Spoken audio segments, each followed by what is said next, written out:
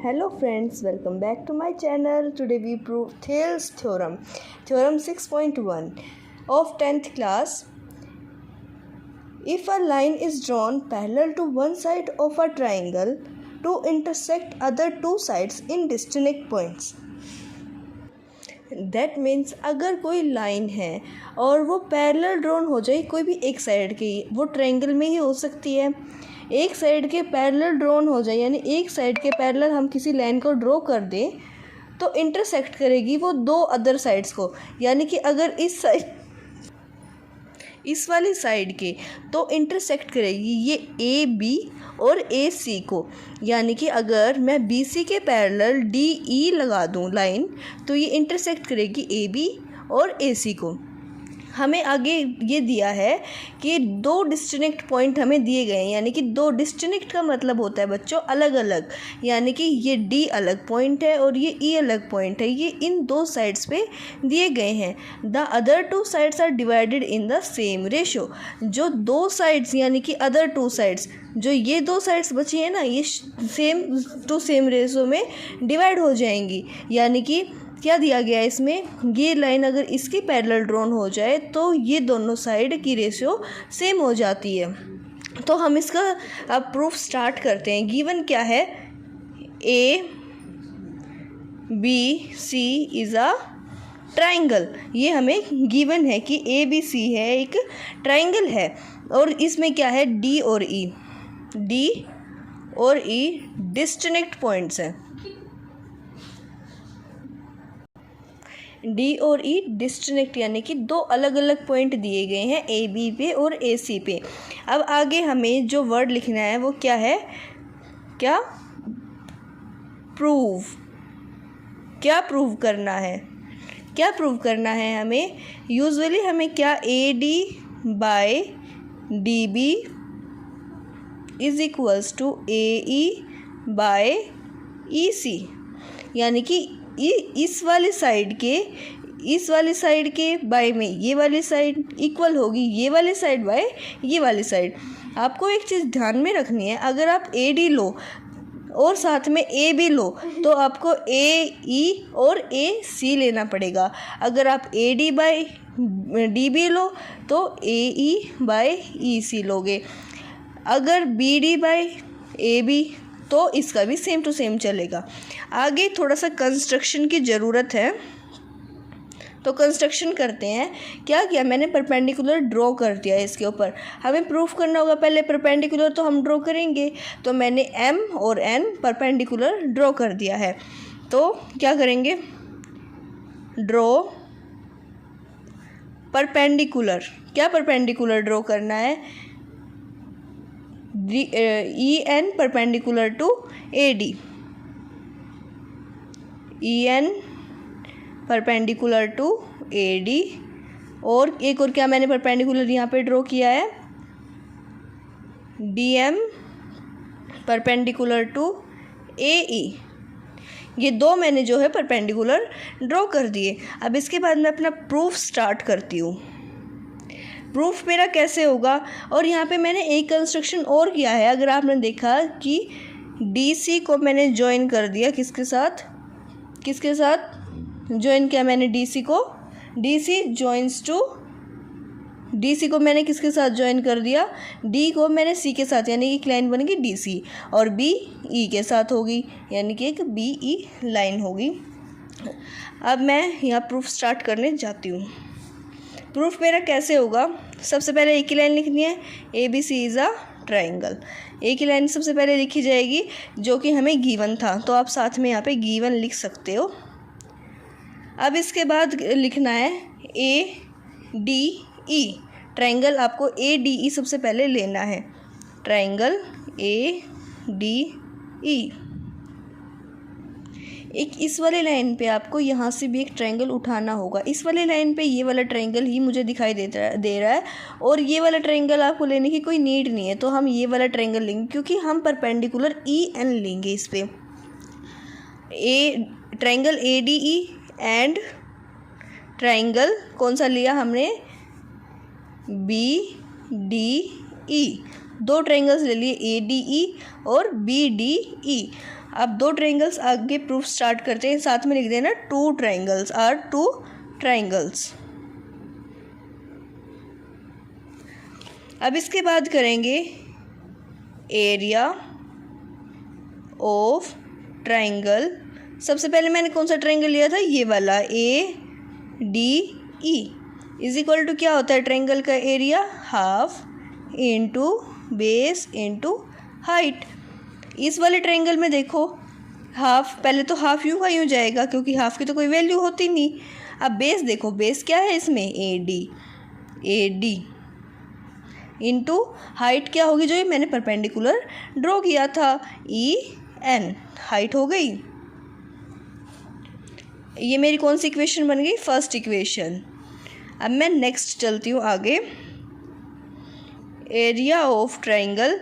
अब एक ट्रायंगल और मैंने ली थी BDE is equal to same half of triangle into base into height. आपको ये लिखना ज़रूरी है। 1/2 इंटू बेस क्या था इसका, सेम वही चलेगा। क्या बेस लोगे आप इसका, DE, क्योंकि इसका बेस ये लिया और ये इसका बेस, इंटू हाइट। अब हाइट आपको एक चीज़ ध्यान रखनी है, ये मैंने परपेंडिकुलर अपनी मर्ज़ी से ड्रॉ किया है, तो ये परपेंडिकुलर इस लाइन पे हर जगह है। ये यहाँ भी है, यहाँ से स्टार्ट होकर यहाँ तक हर जगह है, तो यहाँ भी यही परपेंडिकुलर लिया जाएगा, EN। ये इक्वेशन कौन सी बन गई, 2। अब इक्वेशन थर्ड पे आते हैं। अब एक और एरिया ऑफ ट्रायंगल। अब एक ट्रायंगल यहाँ से मैं ले लेती हूँ AED, क्योंकि मैंने 2 परपेंडिकुलर ड्रॉ किए थे। इस वाले परपेंडिकुलर का तो काम ख़त्म हो चुका है। अब इस वाले पे आती हूँ, area of triangle AED is equal to half of into base into height. 1/2 into base क्या है इसका, AE इज़ द बेस, और H हाइट क्या है, DM। ये क्या होगी, थर्ड इक्वेशन। अब हम फोर्थ इक्वेशन बनाएंगे, एरिया ऑफ ट्रायंगल। अब कौन सी ट्रायंगल, मैंने यहाँ से मैंने ये ट्रायंगल उठाई थी, अब मैं उठाऊंगी ये वाली ट्रायंगल। तो इसका क्या नाम है, CED into half into base into height. Half into base क्या है इसका, क्या है, EC इंटू हाइट क्या है इसकी, हाइट जो मैंने ये परपेंडिकुलर लिया था।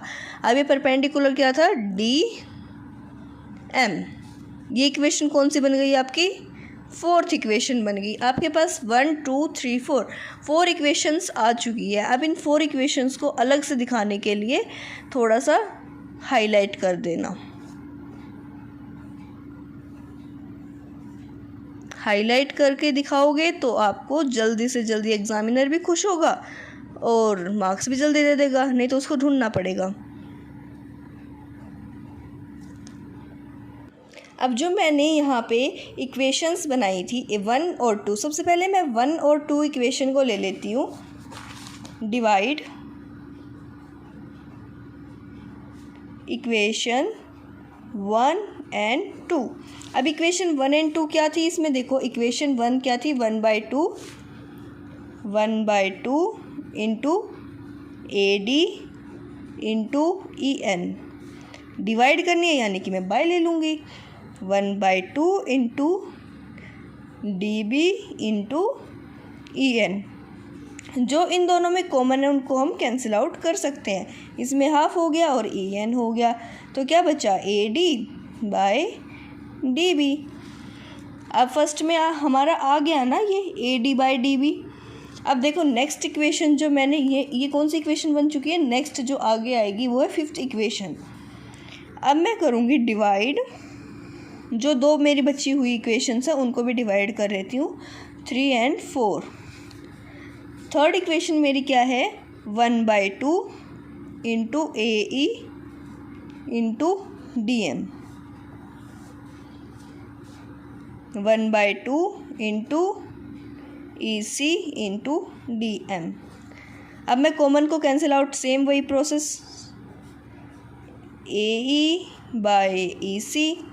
अब देखो यहाँ पे ये दोनों आ चुके हैं, ये मेरी फर्स्ट और सेकंड इक्वेशन से आ गई, ये थर्ड और फोर्थ इक्वेशन से आ गई। तो मैं इसका नाम अब रख देती हूँ सिक्स्थ इक्वेशन। अब आपने 9th क्लास में एक प्रॉपर्टी ज़रूर पढ़ी होगी, वो प्रॉपर्टी थी if the triangles between two parallel lines and on the same base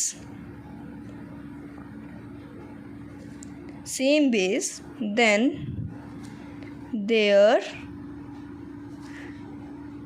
areas are equal to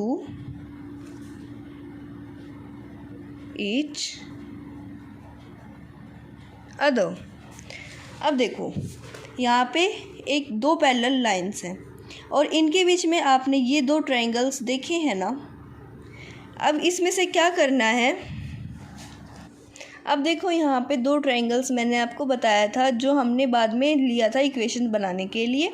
अब ये दो पैरेलल लाइंस हैं और ये दो ट्रायंगल्स देखो ध्यान से, इनका बेस जो है सेम है, यानी कि इन दोनों का एरिया थ्योरम से प्रूव हो चुका, इक्वल है इन दोनों का एरिया।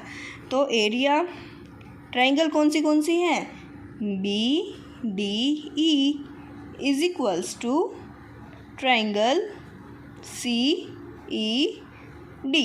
ये दोनों ट्रायंगल्स अगर हमारे इक्वल आ जाती हैं तो फिर इसके बाद रह जाते हैं ऊपर वाले दो ट्रायंगल्स। ऊपर वाले दो ट्रायंगल्स कैसे इक्वल होंगे, हम ले लेते हैं area of triangle A E D. A E D कहाँ से आया, ए ई डी, ये रहा ए ई डी। ये ट्रायंगल जो है ये पहले हमने लिया था, तो इसी का एरिया निकालते हैं। पहले एरिया क्या है, ए ई, ऊपर जो हम सोल्व करके आ चुके हैं। फिर हम ले लेते हैं area of triangle D E C is equals to E C. ये इक्वेशन कौन सी बन चुकी है हमारी, 7th फ्रॉम इक्वेशन 7 and 5। अब देखो ये 7th इक्वेशन, ये 5th इक्वेशन, ये डी ए डी और डी बी, और ये क्या है ए ई और ई सी। अब इनको सोल्व करेंगे तो हमारा आ जाएगा A D by is equal to A E by E C. ये हमारा प्रूव हो चुका है। और प्लीज़ मेरे चैनल को like, subscribe, comment. Thank you very much.